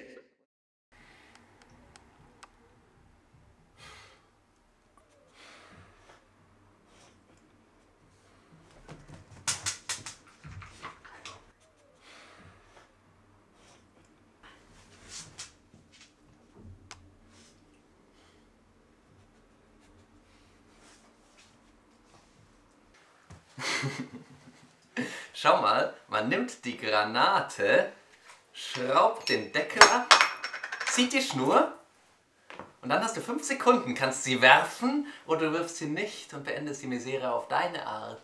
Bist du verrückt? Du bringst uns alle um! Lizzie, keine Angst, das ist eine Attrappe. Die haben wir vom Jugendminister mitgehen lassen. Du willst gar nicht wissen, was der für Dinge damit getan hat. Das wollen wir halt wirklich nicht wissen. Aber ich habe hier was du vielleicht wissen möchtest. Das ist die super Vertrauenszulassung vom Bildner. Das heißt, wir werden am Eingang nicht durchsucht, wir können einfach rein? Ja. Leute, Plan B entfällt, wir gehen einfach so rein, wir nehmen die Instrumente in den Koffern mit und alles ist kein Problem. Wie hast du das gemacht? Naja, so schwer war das gar nicht. Also, wie die meisten meiner Kunden glaubt der Bürgner so eine Art Exklusivvertrag mit mir zu haben und naja, ich lasse ihn gerne in dem Glauben und dann möchte er natürlich auch nicht, dass ich an Stellen durchsucht werde, die er für sich gepachtet zu haben glaubt. Die reine Liebe, die nur ein Mann empfinden kann, der dafür bezahlt. Das kann ich nicht beurteilen. Packt die Instrumente ein, bereitet alles vor, wir spielen dann den prominenten Gästen vor. Aber wartet damit bitte bis nach meiner Anmoderation. Fertig machen, Darling. Du kannst dich in Sicherheit wiegen. Also, macht euch fertig.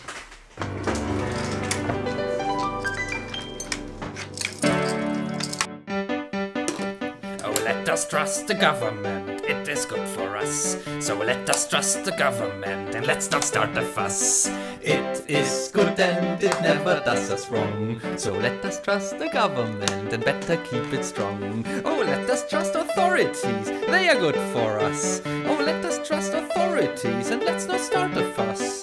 Their time savers, just listen and don't think. So let us trust authorities, they never let you sing. Oh, let us trust religious men, they are good for us. So let us trust religious men and let's not start a fuss. The next world's better, don't worry, so they say. So let us trust religious men and better start to pray. Oh, let us trust ideologies, they are good for us.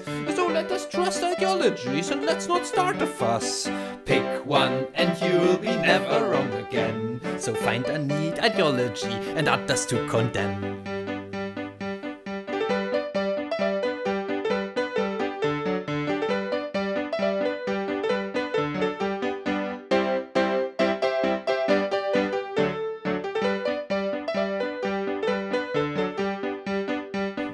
Let us trust all social norms, they are always right. So let us trust all social norms and let's not start a fight. Masses trust them so they cannot be wrong. So follow all the social norms and better play along. Wie lange noch? Noch 10 Minuten. Ich weiß nicht. Was denn? Das erscheint mir nicht richtig. Wir sollten das nicht machen. Weißt du was? Denk nicht so viel nach. Guck mal hier. Hier die Postkarte. Das ist dein Glücksbringer mit Autogramm von Hans Schmidt. Bringt dir Glück, steck's ein. Keine Sorge. Ach, Mann.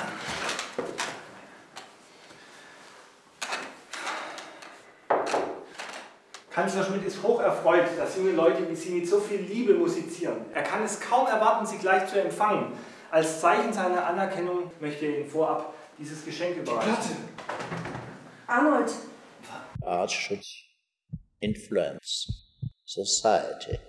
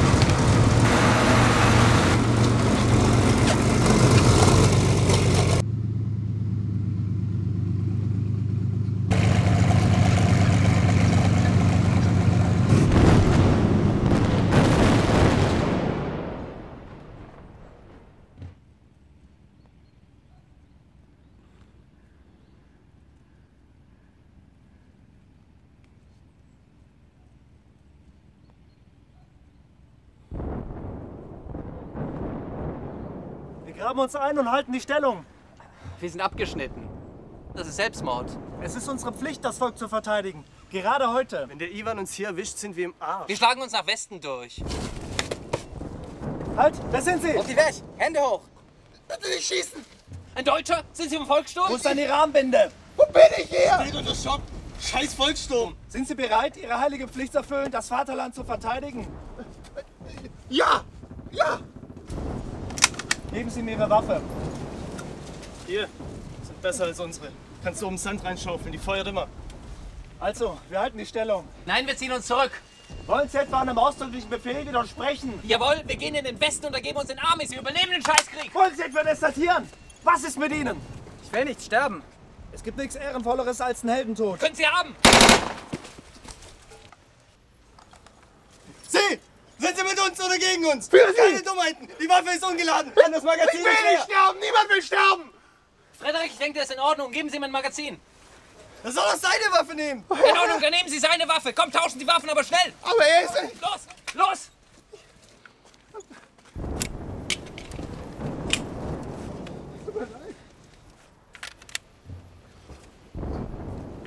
Halt! Wer da? Voll lustig. Ich war gerade auf so einem Fashion-Event und mein Handy hat hier gar keinen Empfang, aber egal, seid ihr auch von da? Voll cool. Sprechen Sie Deutsch? Traumatisiert. Eindeutig. Scheiß Russen, was die mit dir gemacht haben. Euer Retro-Military-Look ist voll hipstermäßig. Voll cool.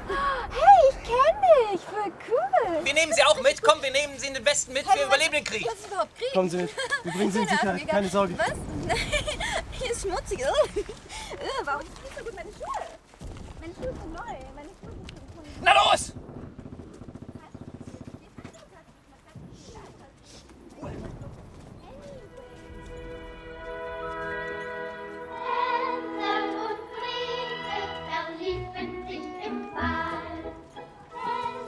runter!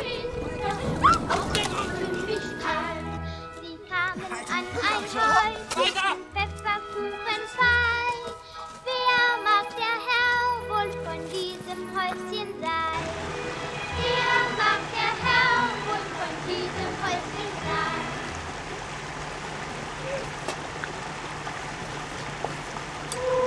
Da schaut eine alte Hexe raus. Dass die Kinder den Pfefferkuchen haben. Wieder! Oh Händel, welcher Scheiße! Im Ofen braun wie Brot. Ihn wollt sie braten im Ofen braun wie Brot. Augen zu! Los, weiter!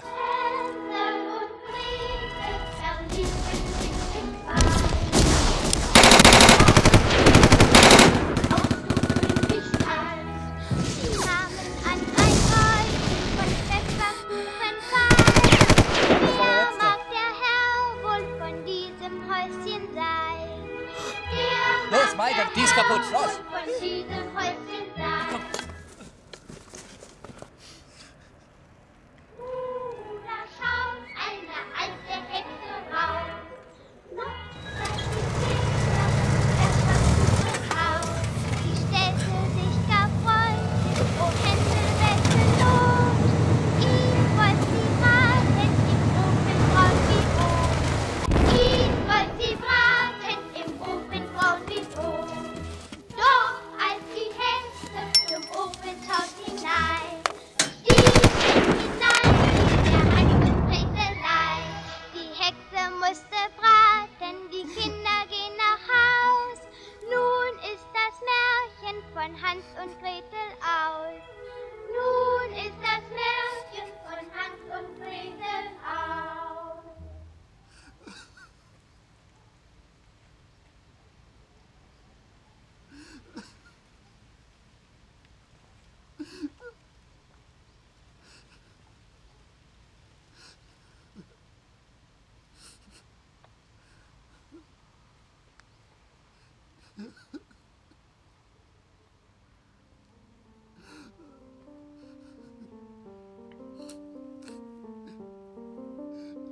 Let's run away like Bonnie and Clyde. Let us leave all behind. Now let us decide. You want to live boring, leaving no mark, or let's deeply scratch society's bark. We'll run away, they'll want us dead. We will be free, what's good and what's bad. We will live short, but at least we have lived. Not like those people who merely exist. Let's run away like Bonnie and Clyde. We will still be alive long after we died. We'll be gone soon, but we just don't care.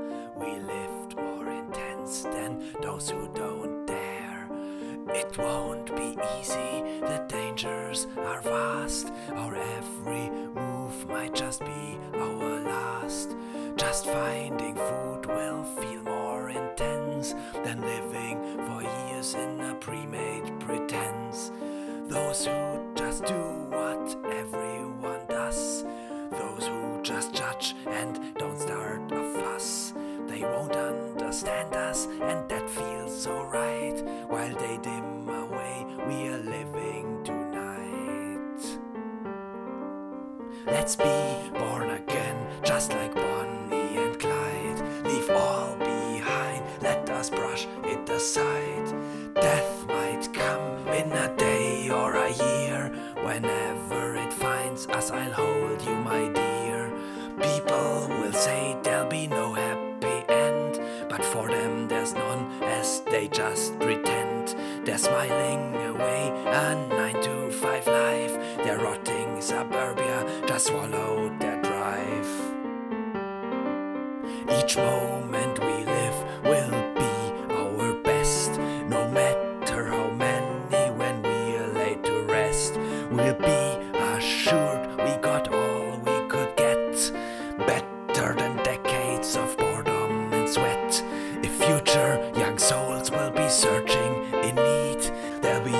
inspired, perhaps even